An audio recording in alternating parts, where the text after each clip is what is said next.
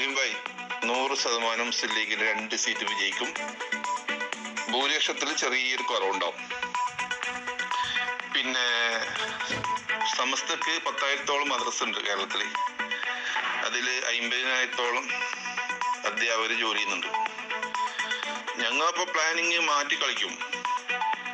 ഇപ്പോൾ അൽബീർ സ്കൂളിലത്തെ ടീച്ചേഴ്സ് ഫീമെയിലാണ്, പെൺകുട്ടികളാണ്. ഇപ്പൊ അടുത്ത് നടന്ന സർവേയിൽ മനസ്സിലായത് കുട്ടികളെ പഠിപ്പിക്കാൻ ഏറ്റവും നല്ലത് ഫീമെയിൽ ടീച്ചർ എന്നാണ്. അതിൽ ആണ് വിജയ ശതമാനം കൂടുതൽ. അപ്പൊ ഞങ്ങൾ എന്ത് ചെയ്യും? ഞങ്ങളുടെ കയ്യിലല്ലേ 10,000 മദ്രസകളുള്ളത്. ഈ കെ സമസ്തന്റെ 10,000 മദ്രസകളുള്ളത് മുസ്ലിം ലീഗിന്റെ കയ്യിലാണ്.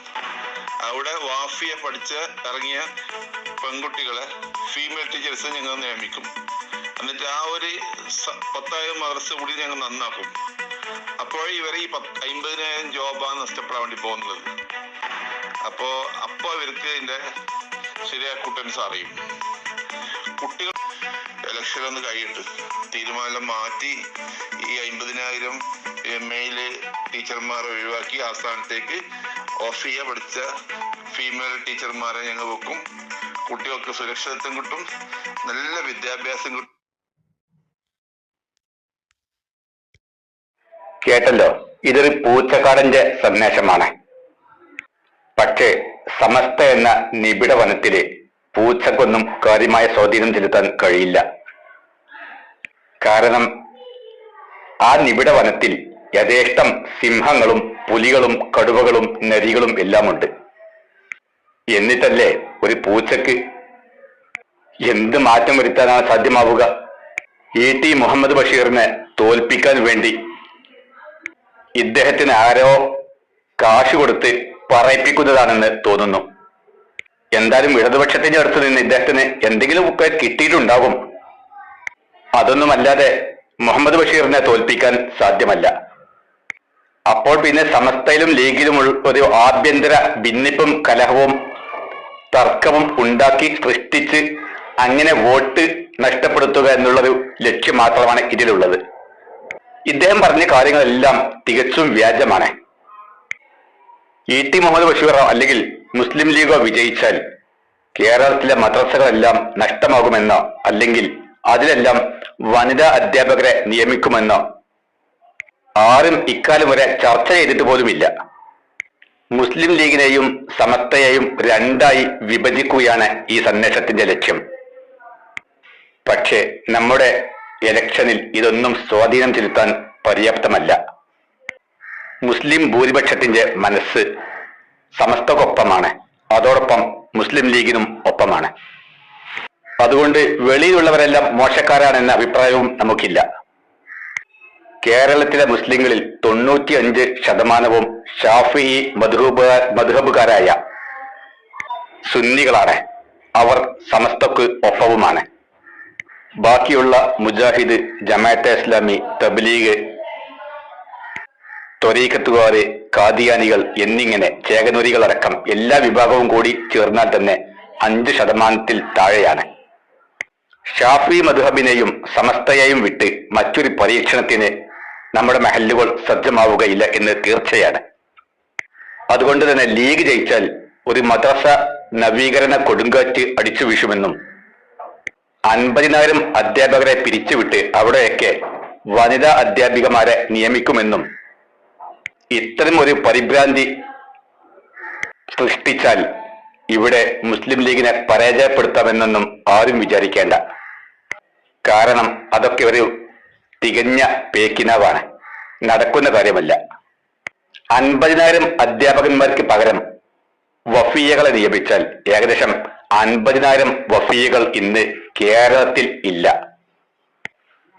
തികഞ്ഞ മഖ്ദൂമി പാരമ്പര്യത്തിനും തനത് പൈതൃകത്തിനും പരമ പ്രാധാന്യം നൽകുന്നവരാണ് ഈ 95% സുന്നി മുസ്ലിങ്ങൾ. അതുകൊണ്ട് തന്നെ ഒരു പൂച്ചക്കാടിന്റെ വ്യാമോഹം കൊണ്ടൊന്നും ആ 95% മനസ്സ് മാറുമെന്ന് വിചാരിക്കേണ്ട. സമസ്തയുടെ മദ്രസകളെ അങ്ങനെ പിടിച്ചെടുക്കാനോ അല്ലെങ്കിൽ അതിൽ വനിതാ അധ്യാപകരെ മാത്രം നിയമിക്കാനോ ഇന്നേ വരെ മുസ്ലിം ലീഗോ മുജാഹിദ് വിഭാഗമോ ആരും തന്നെ ചർച്ച ചെയ്തിട്ട് പോലുമില്ല. പ്രത്യേകിച്ച് മുസ്ലിം ലീഗിന്റെയും സമസ്തയുടെയും ഇടയിൽ പാണക്കാട് നേതൃത്വം എന്നൊരു ബന്ധമുള്ളത് കൊണ്ട് അത് വിജയമായിട്ട് പോകുകയുമില്ല. അതായത് ഒരിക്കലും തന്നെ സമസ്തയെയും മുസ്ലിം ലീഗിനെയും തമ്മിൽ പിളർത്താൻ സാധ്യമല്ല. മുസ്ലിം ലീഗ് വിജയിച്ചാൽ സമസ്തയുടെ 50,000-ഓളം അധ്യാപകരുടെ ജോലി നഷ്ടമാകും, 10,000-ഓളം മദ്രസകൾ നഷ്ടമാകുമെന്നൊക്കെ പറയുന്നത് അങ്ങനെ മുസ്ലിം ലീഗിനെ പരാജയപ്പെടുത്താൻ താല്പര്യപ്പെടുന്നത് ഭക്ഷണം കഴിക്കാത്ത കൊച്ചുകുട്ടികളെ ഓലപ്പാമ്പോ മറ്റോ പറഞ്ഞ് പീഡിപ്പിച്ച് ഭക്ഷണം കഴിപ്പിക്കുന്ന പോലെയാണ്. 50,000 വഫീകൾക്ക് പകരം 1000 വഫീകൾ പോലും മദ്രസ അധ്യാപനത്തിന് തയ്യാറായി നിൽക്കുന്നവരില്ല. എന്നിരിക്കെ എങ്ങനെയാണ് വഫീയകൾ മദ്രസ അധ്യാപകർക്ക് ബദലായി നിൽക്കുന്നത്? ഈ അടവ് നയം കൊണ്ടൊന്നും മലപ്പുറത്ത് ലീഗിനെ തോൽപ്പിക്കാൻ സാധ്യമല്ല. ടി മുഹമ്മദ് ബഷീർ വിജയിച്ചാൽ മദ്രസകളിൽ വനിതാ അധ്യാപക നിയമനം വരുമെന്നും അതിനുവേണ്ടി വഫീയകളെ ഉപയോഗിക്കുമെന്നുമുള്ള തീരുമാനമൊന്നും ലീഗ് നേതൃത്വമോ മുജാഹിദ് വിഭാഗമോ പോലും അറിഞ്ഞിട്ട് പോലുമില്ല. അങ്ങനെ ഒരു തീരുമാനം ഉണ്ടായിട്ടുമില്ല.